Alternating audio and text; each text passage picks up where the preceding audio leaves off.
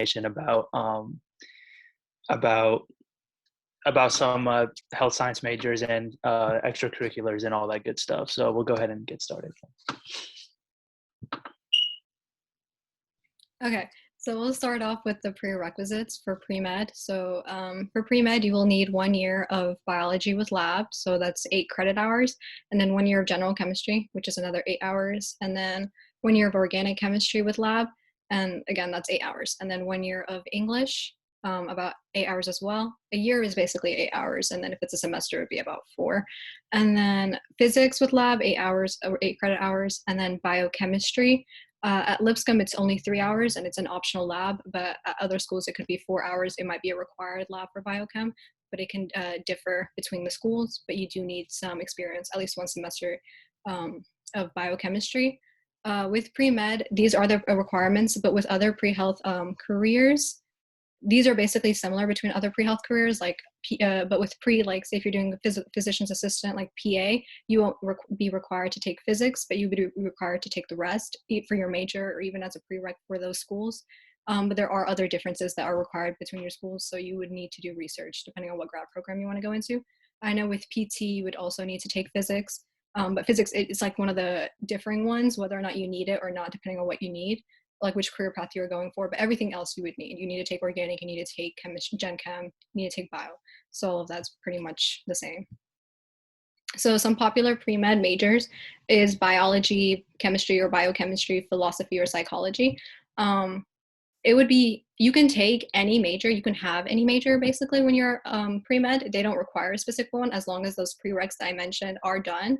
But it's just easier to have these majors because they already require these classes to be done for your majors, so it just helps keep you on track and keeps you accountable.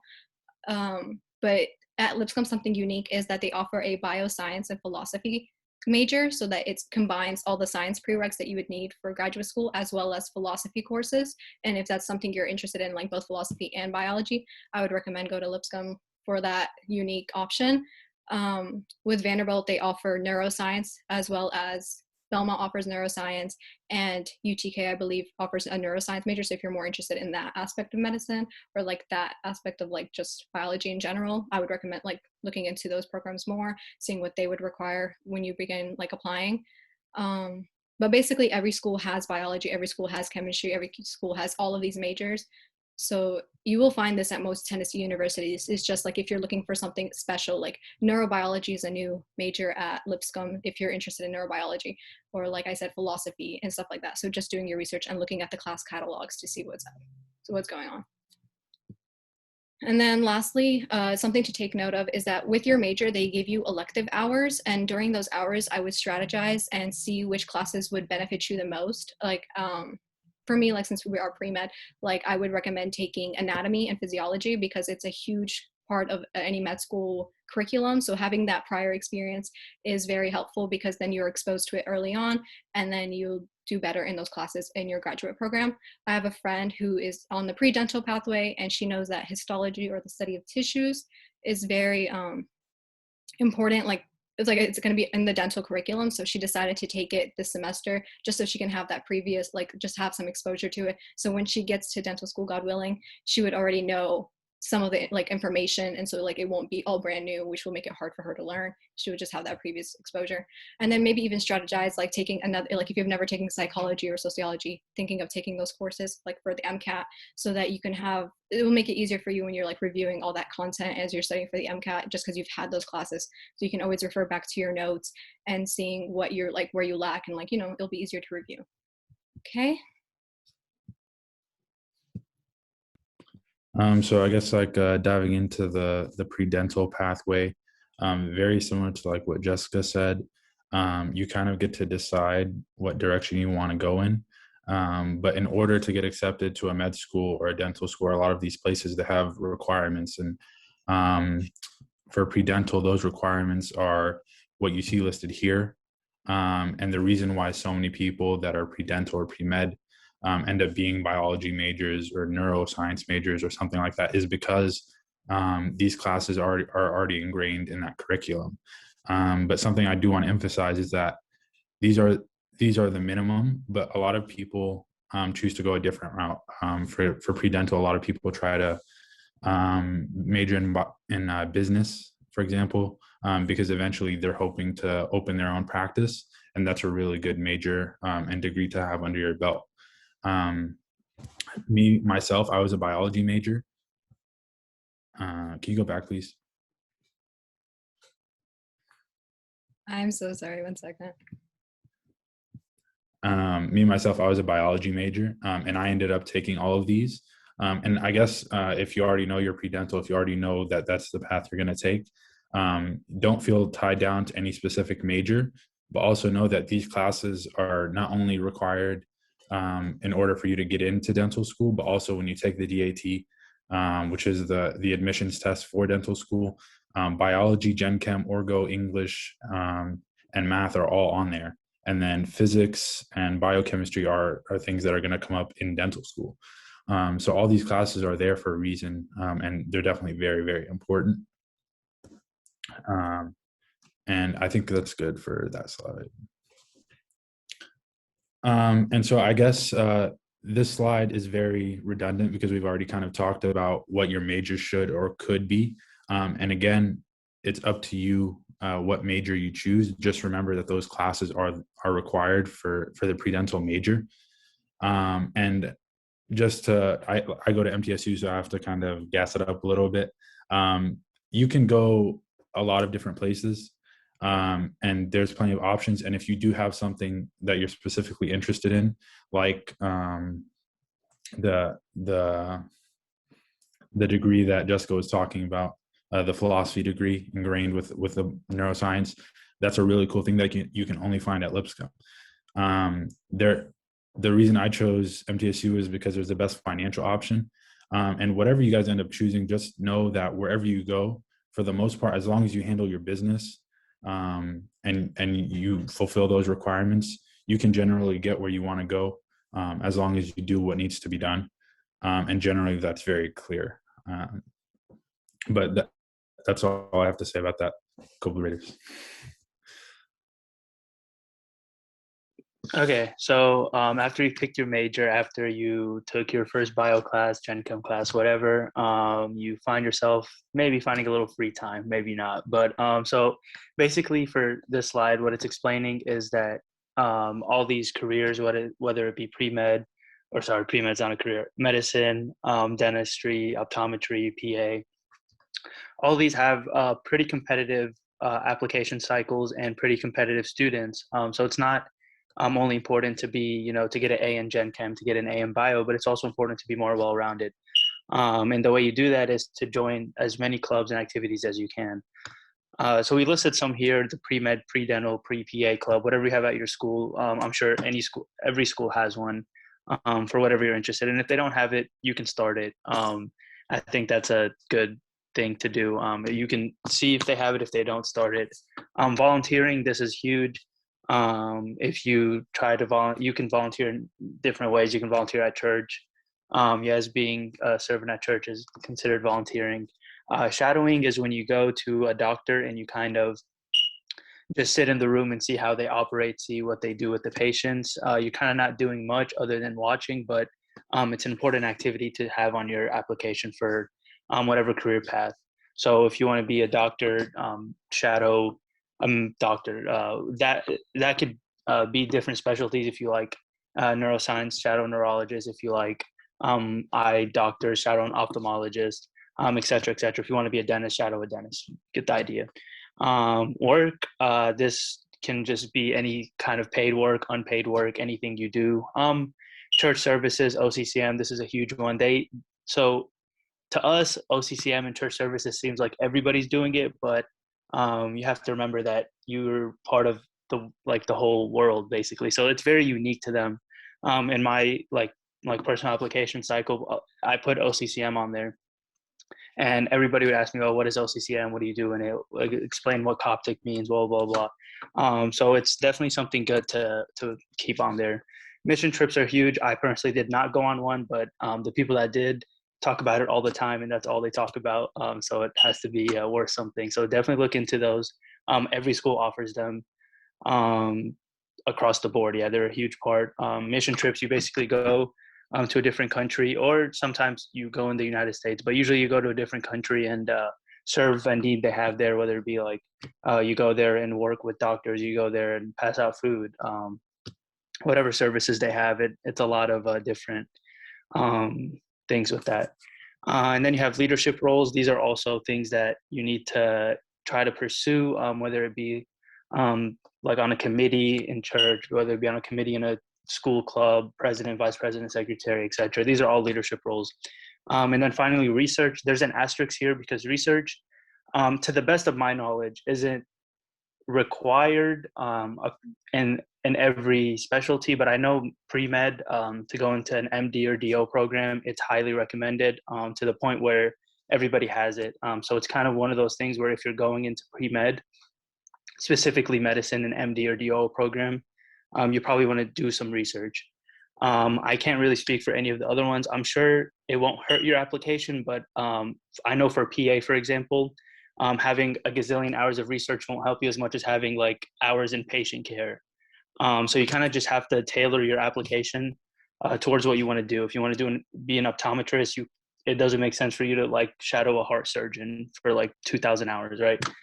So just kind of like use what you're interested in and pursue it. And at the same time, with all of these, don't feel like, oh, I have to like just fill out my application with as many activities as I can, and that's going to get me into whatever I want. Because what ends up happening is that, first of all, you can burn out, you can join too many things and spread yourself too thin. And second of all, you join things that you're not interested in, and then they ask you about it. So they're like, oh, what happened when you went on this mission trip? And you just kind of like get lost for words because you're not really interested in it. You kind of just did it to do it, to put on your application. So an important thing here is to do things you like, because when you do things you like, you're going to end up doing a lot more than you think. Like the hours won't be as long, and you'll end up being more well-rounded, and you'll be able to talk about those things in a way that portrays yourself as a more well-rounded student. So all this to say is, extracurricular activities are just as important as all the classes that we just went over. Yeah, you can't just, I mean, it's good to make good grades and to be the top of the top, but at the same time, you have to also participate in things you like and show these things. Everybody likes something, you just have to be able to show it. Okay, so I briefly went over this while talking in the other side. What's the difference? This can be a whole talk by itself, but briefly, the main differences between pre-med, pre-dental, pre-optometry, pre-PA, pre-nursing. I don't know if I'm probably missing something, but the biggest difference is just the things you do while in undergrad. So we talked about all the similarities in the classes. You all have to take gen chem, biochem, biology, all that good stuff. But the main difference is basically, like in the last slide that I said, the activities you do. So if this is a topic that a lot of people have interest in, we can make it its own talk and like really go into specifics, and the applications and the entry exams, and the activities, like recommended activities, recommending classes. We can really go into depth in a different talk, but the main difference you have to realize is that they all have different entry exams. There's the DAT for dental, MCAT for medicine, OAT for optometry, and then I don't know what the PA and nursing one is, but that one I'll have to come back to. But the difference is in entrance exams. There's difference in activities. Like I said, PA is huge on patient care hours. Like that's the biggest thing in your application. Medicine is huge on research. So you kind of just have to kind of pick what you want to do and then pursue it. And if you don't like it, the good thing is there are a lot of similarities between the fields, so it's not too late to switch. I know a lot of people that go into school wanting to be pre-med, like medicine, and then they end up going to dentistry, or a lot of people that go into dentistry and end up doing medicine. A lot of people that go into medicine end up doing PA. There's a lot of overlap, so it's not a one box fits all, but at the same time, there are certain things for different careers that you just have to keep in mind. Okay, and this slide is kind of, so this can also be a talk by itself, but how to study in college. So now that you've got your major, now that you've taken your first Gen Chem class and joined the pre-dental club at school, You don't have as much time as you did before, but you still need to balance that time and balance your semester, because it only gets harder. So a lot of freshmen, you know, like that I've talked to say that, oh, this is the worst year ever. Like it sucks. And I hate telling them, oh yeah, it gets, I mean, I tell them it gets better, but that it gets better if you learn how to study and learn to use your time, because the classes get harder, but you also get, you know, adjusted to the study habits. But to do that, I would just put some like tips on here. But this can be a talk by itself too. And this, if you ask 100 people how they studied in college, you'll get 100 different answers, because everybody studies different. Everybody has their own way of doing things. But basically, balancing out your semester is a huge one. My first semester, I took like, I don't know, I took like 5 classes, and it was not balanced at all. Like I took them, like I wanted to, you know, be, you know, try hard and take everything, every single thing I can, but it wasn't balanced. And I struggled a lot my first semester. Second semester, I got a little bit wiser, and balanced it out more. And then every semester from then on, I would balance it with 2 hard classes and 2, you know, more doable classes. So just make sure you balance your semester, and you can do this by talking with your advisor, talking with people who've been through that major, and just doing your due diligence in the research. Map out your college career. This one helps you, like in the, just sort out different things that you want to pursue, different classes, different majors, all the catalog things that Jessica talked about. Just mapping out your college career in that way. But with this one, just be mindful that things change. Just because you map out, map it out one way, doesn't mean it'll stay that way. So just be flexible in the change. Find a designated study space. This one's huge. If you told me like a specific place that I need to go to study, I know exactly where I go. Like in my mind, I have a place for exactly where I go. And it didn't, you know, that took a while to find, but just that could be a place that, you know, is always open, quiet. You can spend multiple hours there. Just find a place that you feel the most comfortable and you can get a lot of work done. Have a game plan. So with this one, I would say that having a game plan is important, because sometimes when I have like a huge test at the end of the week, it seems like a mountain, like I can't even see the end of it. But when you like set a game plan and say, okay, between lunch, I'm going to study for 2 hours, and that's all I'm going to do. I'm just going to study for these 2 hours and see what happens. And then after lunch, okay, I'll study for another hour. And then right before I sleep, I'll study for another hour. Before you realize, like by the end of the week, you'll have studied for, I don't know, 12 hours, whatever amount of hours get put in. But the important thing is to have a game plan, and a realistic game plan. Don't say, okay, today I'm going to study for 15 hours, eat lunch, and go to bed. You know, that's not how it works. Um, and a good way to keep track of that is to invest in an agenda. I personally was very bad at agendas until recently, so I I can't say too much about the agendas, because I personally have not. But people that you do use agendas, like again, like they support it 100%. So there's definitely some truth to it, just because it didn't. I didn't end up. I was a bad student with agendas, but definitely works out for those who do use them. And then lastly, know what works for you. Back to the first point I said, if you ask a million people how they studied, you'll get a million different answers. So just try different things and see what happens. Okay, and above all, finally, prayer and having a relationship with the church and your father of confession, people at the you trust at the church is the most important thing. That's definitely what helped me get through all the hardships that, you know, in the major and the extracurriculars. I had so many good mentors at church that have gone through it and helped me through it. But above all, you know, prayer is a cliche but very important answer and aspect to, you know, your collegiate careers. Yeah.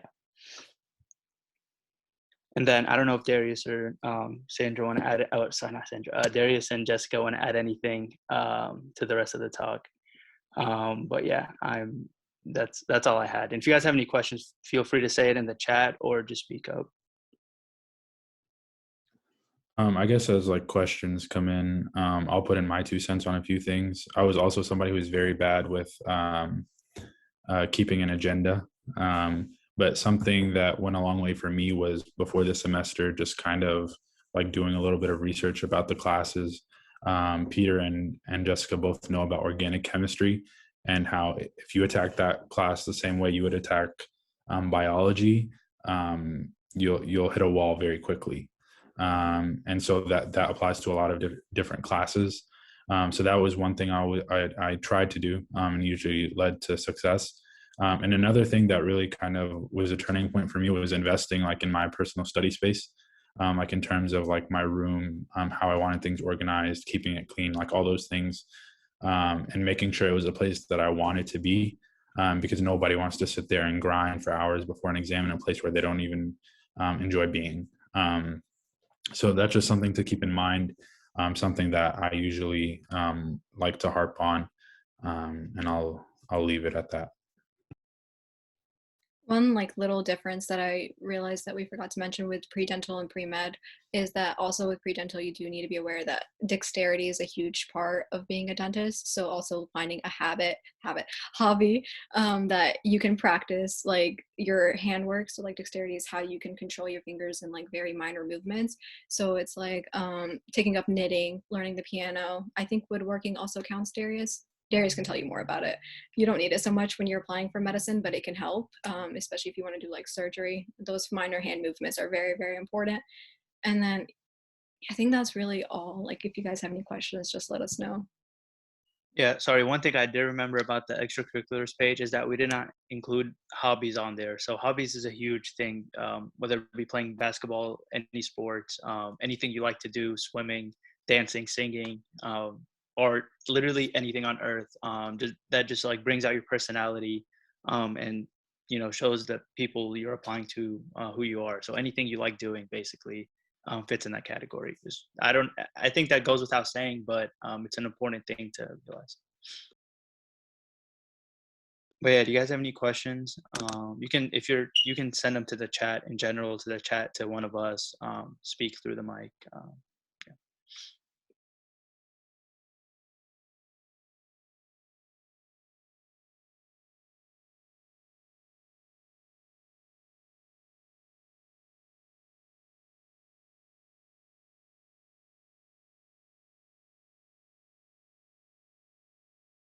Is there anything you guys wanted clarification on, or if you guys wish that we could like make a whole other talk about? Oh, there's a question. Oh, how do you get started in research? Peter, do you want to take that one?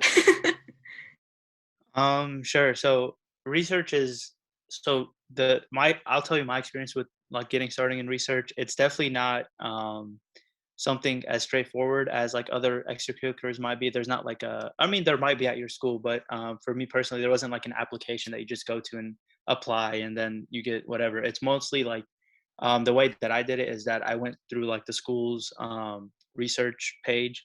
So I majored in neuroscience. So I looked at the neuroscience major research professors, and I literally sat there one by one and emailed them, "Hey, Professor Smith, I'm really interested in the work you do and how monkeys' brains behave when they see, I don't know, a movie. I don't know, something like that, whatever." So you just email all the different professors that you have available at your school if you're interested in the research, and just make sure you stay persistent, because I emailed my first semester about 30 people and I got two replies. One of them was a rejection and one of them was a maybe in a couple of years. So just, and then eventually like one of them did reply to me later on, but just be persistent, and find all the research that you're interested in at school, and also talk to your advisor, because they don't expect you as an incoming freshman. I'm not sure who asked the question, but I'm assuming that you're still an incoming freshman or maybe starting off in college. They don't expect you to know all that stuff. So there's definitely people at your school to help you, whether it be a pre-med advisor or somebody older than you there. So yeah, just ask around, and email as many professors as you can. For me, my research experience, like I had like with COVID, it honestly did halt a lot of things. But like with Lipscomb, there is pharmacy. Like we have a pharmacy school at Lipscomb, so they do offer research, but obviously they don't have many spots. So honestly, like how Peter was saying, is like apply to many opportunities because most of them will be rejections and most of them and some of them might be yeses. And for me currently, with Lipscomb, they do offer some independent research classes. You I know the professor, so she was like willing to take me on and stuff like that. And it's just like a semester long course. So it's basically like research, and it can be counted as an elective. So honestly, knowing if your university offers research or where you can find those research opportunities is very important, especially if you're trying to go into pre-med. So just doing your research beforehand to know which universities would be more able to help you like find those opportunities. Because I know Vanderbilt stresses research a lot, so I feel like it would have been easier. Like if I had looked at like, like with Peter, it might have been like he had 30 people to ask, with compared to Lipscomb, I had like maybe 10. So it's like looking around and asking questions and doing all that research. We had a couple more questions. One was like, what universities that offer neuroscience majors? Any recommendations? Thank you. So I know Vanderbilt offers it. I think Belmont also offers it, and UTK, does it offer? Peter, do you know? Yeah, UTK does offer it. Yeah. Lipscomb has a neurobiology major that they just came out with. It's very new, so I don't know much about it. But other than that, so those neuroscience majors would be Belmont, Vanderbilt, UTK. Do you know any universities who offer good incentives to people with a good ACT score? Not on top of my head, but I'm assuming all of them. I think they look for that, and if you have a good enough score, just ask all the colleges. I think undergrads are more transparent than grad schools when it comes to like what they offer in terms of. I'm assuming you're guessing of like scholarships, right? Based on ACT scores, yeah. I would say from my experience, UTK has had a lot of good scholarships. MTSU has a lot of good ones. I don't know about Lipscomb. Vandy is kind of weird. They offer good scholarships, but it's more based on a lot of factors besides ACT score. But they definitely um, look at that for sure. With Lipscomb, the way they do ACT score when I first went in is they do it kind of like a scale. So if like you got like say a 3.9 GPA and like a 29 ACT, it's like you would be placed on a higher end of the scale, and they'll offer you X amount of money, but the amount of money goes up to 15K, and Lipscomb's kind of expensive on its own. But the most they'll offer you just from like academic and ACT wise was about 15K.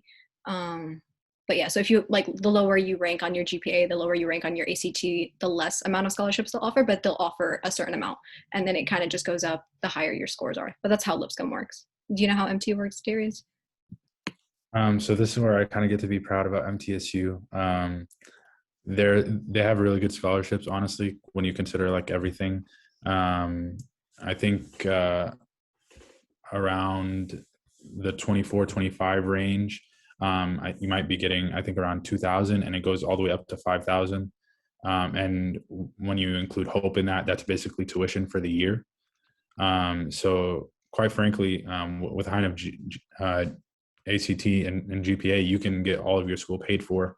I know a lot of people who without any like Pell Grant financial aid, with just Hope and a scholarship, they're hardly paying anything.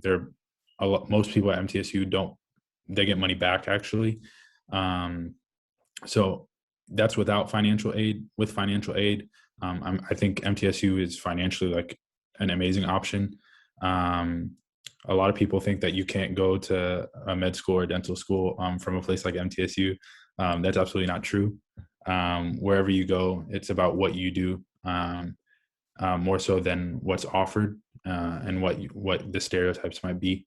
So yeah, MTSU is great financially for sure, especially with ACT.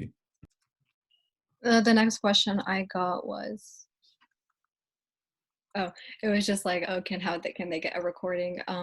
We'll try to get that figured out. We do have a website coming out, so hopefully we try to get that recording on that website, but more on that to come. And the next question I got is a 3.5 GPA considered high enough to get you a good amount of scholarships? Like we said, like with Lipscomb, with my personal experience with Lipscomb is that it's a scale. So like it just depends on like where you fall within the scale that they offer for scholarships. But I know 3.5 is fairly competitive when it comes to like state scholarships. Like a 3.5, and I think like if you get a 29 ACT, you can get an extra $1,000 like on top of your Hope. That's something I got. It's called like the General Assembly. So it's like 3.5 is fairly competitive. You just need to do your research and try to find scholarships that fit your range, like how can like fit what you offer. Yeah. Do you guys have anything to add? I think those things change every year. So even if I don't remember what mine was my year, but even if I did, I know they don't stay the same. So just reach out to the school that you're hoping to apply to, and they'll definitely have a lot of information about it.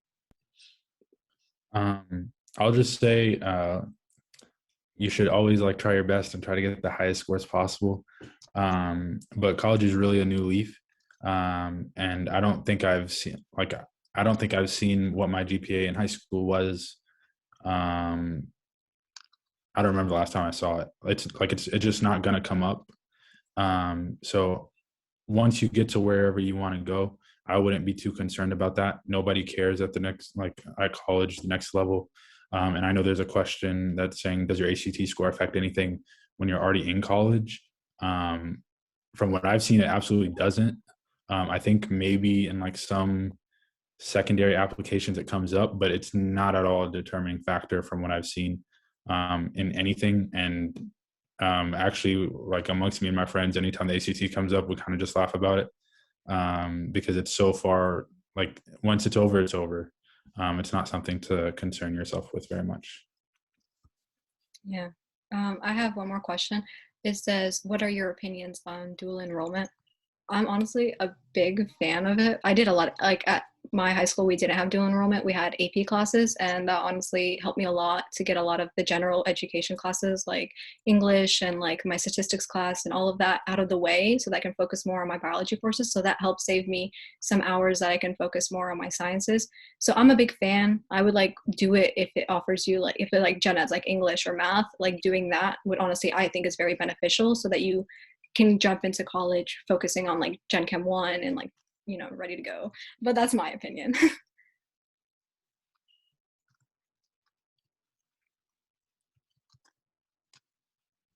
That's all the questions I have. Did you guys get any questions? Okay. Anyone else have any questions?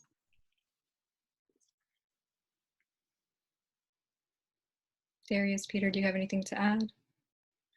No, that's all I had. I guess I'll just say like whatever it is you guys want to do, don't get tied down in like all the numbers and that stuff. It's easy to get caught up in like ACT scores and GPAs and all those things. Frankly, whether you're on the high end or the low end of that spectrum, that doesn't really determine much later on. It's kind of about how you attack things and like how you strategize and approach what it is you want to do. But that's all I have to say about that. I got one last question just sent to me, and it says, would it be better to do AP Chem or physics or bio? um, Honestly, they're like good experience, like AP Chem, AP Physics, or AP Bio. They're good experience to have, but either way, you're gonna have to take those classes again when you get to college. So like if it's just for like, getting an idea of the material, even if you're taking like the like normal honors level or even lower, like I don't know what they're called. Like in MLK, it was just honors or AP. So like even if you're taking like a basic bio class, even a little introduction is going to go a long way when you get to college. So any exposure is honestly good exposure. But like if you have a busy schedule, don't pile on too much to the point where you do spread yourself too thin, because then your classes are going to struggle and your own mental health will be like is gonna like waver, and it's not really worth it in my opinion. But like if you're taking like maybe one hard class with the rest of your classes, then it's just good exposure to have. Plus it helps you learn how to study early on.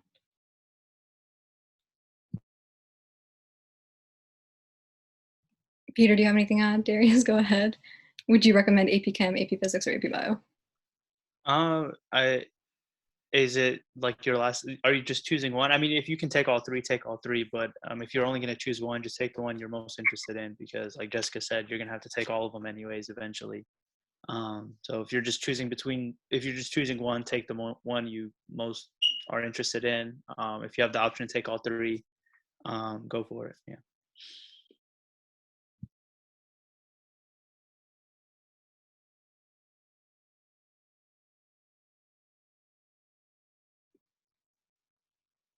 All right. Or if there's no other questions, last call for questions.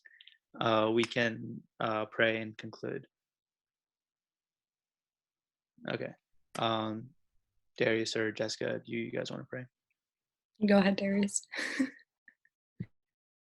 Father, and Son, Holy Spirit, one God, amen. Thank you, God, for bringing us here today. Lord, be with us and guide us and protect us. Lord, be with us and help us as we move towards your will for us, and help us always to rely on you and your will for us, O Lord. Finally, Lord, through the intercession of glorious saints, St. Mary, St. Mina, and St. George, make us worthy to pray thankfully, our Father, who art in heaven, hallowed be thy name. Thy kingdom come, thy will be done, on earth as it is in heaven. Give us this day our daily bread, and forgive us our trespasses, as we forgive those who trespass against us.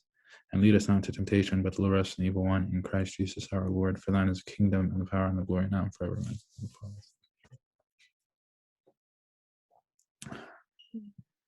Okay, thank you guys for joining. Thank you, Darius and Jessica. And yeah, we'll hope to see you guys at the next talk, hopefully. Yeah. Bye.